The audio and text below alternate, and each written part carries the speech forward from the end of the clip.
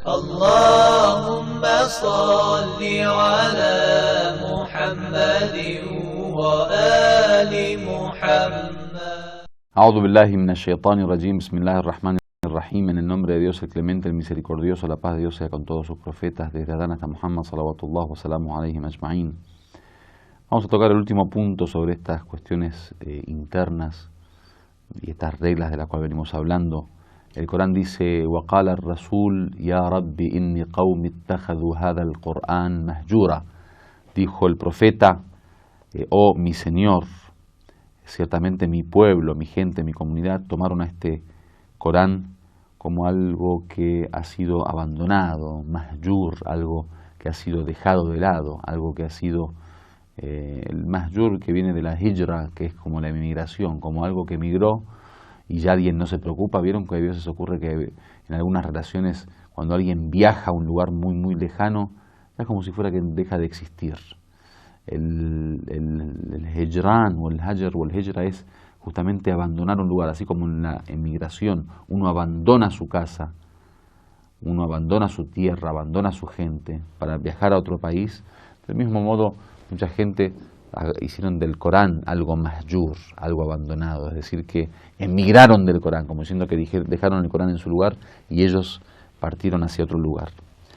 Y ese es uno de los grandes problemas. O sea, si uno comienza a investigar acerca de la filosofía de la decadencia de la comunidad islámica, de los musulmanes, durante muchos años en la historia, desde que tenían, digamos, ese esplendor científico, material, de gobierno, en la época, por ejemplo, de la España musulmana, del Andaluz, de la presencia del Islam y los musulmanes durante casi 8 siglos en Europa, o todo ese proceso, digamos, que llevó a esta etapa, esta época o era de oro de los musulmanes, fue el haber abandonado el Corán, el haber abandonado las enseñanzas del Corán, el contenido del Corán, las órdenes del Corán, lo que hizo que los musulmanes vayan en decadencia hasta terminar en lo que terminaron muchos de ellos hoy en día, ya sea en su interpretación del Islam, como vemos estos movimientos takfiríes, de que un musulmán mata a otro musulmán y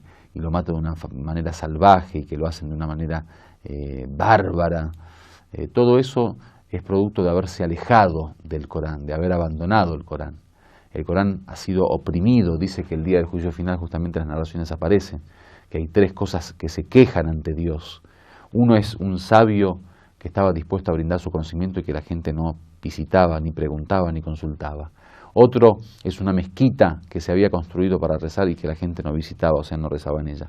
Y el tercero es un Corán que la gente ha abandonado, un Corán que la gente ha oprimido, el Corán generoso que tiene todo tipo de sabiduría y conocimiento, pero que la gente no lo aprovecha.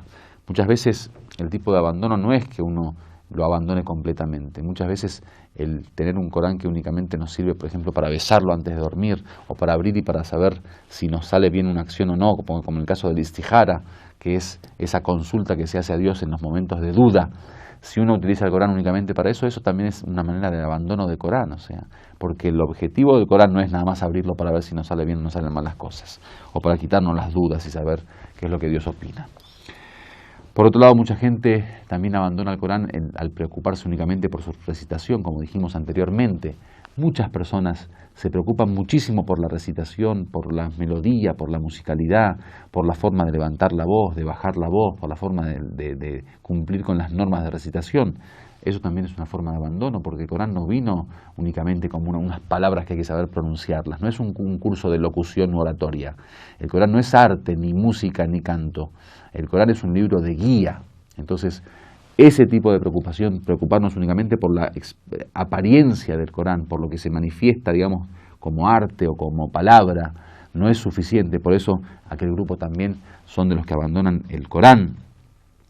Hay un tercer grupo, por ejemplo, que solo se preocupan por algunas cuestiones del Corán, digamos. Como dice el Corán, creen en parte del Corán o en parte de la religión y dejan de lado parte de la religión. Por ejemplo, en esas sociedades secularizadas, en donde el Corán significa únicamente que nos enseña a rezar, a ayunar, a pagar el quinto y nada más. mientras que todo el tema del compromiso social, del compromiso político, de la defensa de los derechos, de la defensa del oprimido, de levantarnos en contra de la injusticia, eso no lo toman del Corán. Por lo tanto, muchas veces el abandono del Corán es un abandono parcial, toman parte del Corán, partes del Corán y dejan otras partes que son tan fundamentales como las primeras.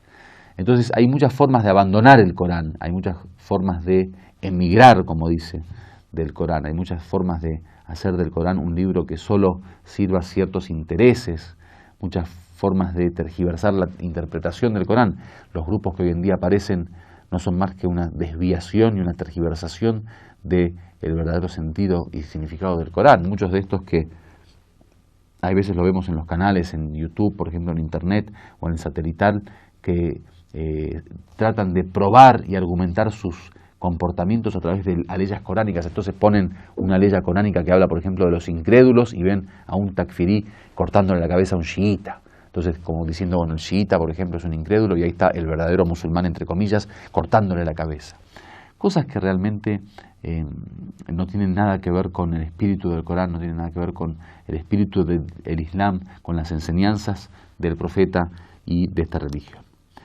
Entonces, como resumen, y para terminar con esto, esta lección, digamos, sobre el protocolo interno del Corán, dijimos que hay varios puntos fundamentales que hay que tener en cuenta a nivel interno. El primero tenía que ver con leer realmente el Corán como debe ser leído, o sea, darle a la lectura coránica su merecido, o sea, leerlo no solo como un canto, sino leerlo para entender.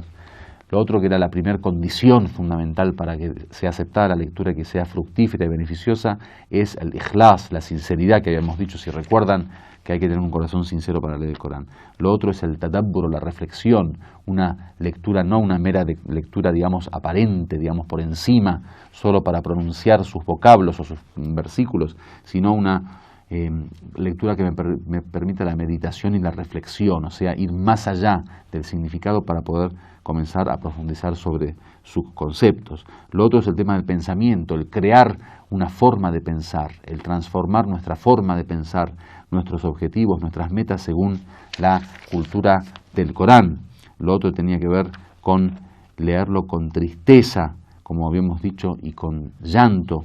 También el tema de la aplicación, que no se transforme el Corán en una simple teoría, en una mera teoría, en algo que solamente se puede comentar así en palabras y que quede en palabras, porque las palabras se las lleva el viento.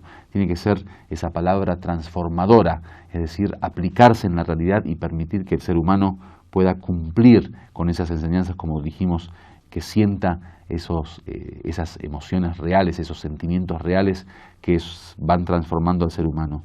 Lo otro es sentir que uno está hablando con el Corán, en el sentido que el mismo Corán está constantemente enviándonos un mensaje. O sea, aquel que lee el Corán tiene que tratar de sentir que el Corán le habla para poder de alguna manera presenciar este fenómeno de transformación.